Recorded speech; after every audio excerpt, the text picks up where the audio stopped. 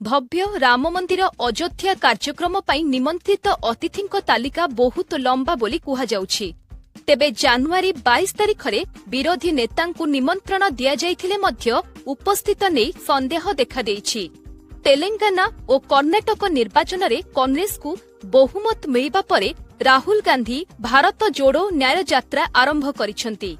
रामलल्लांको प्राण प्रतिष्ठा उत्सव दिन राहुल गांधी आसामरे रही मंदिर परिदर्शन करिबे बोली कुहाଯାଉଛି।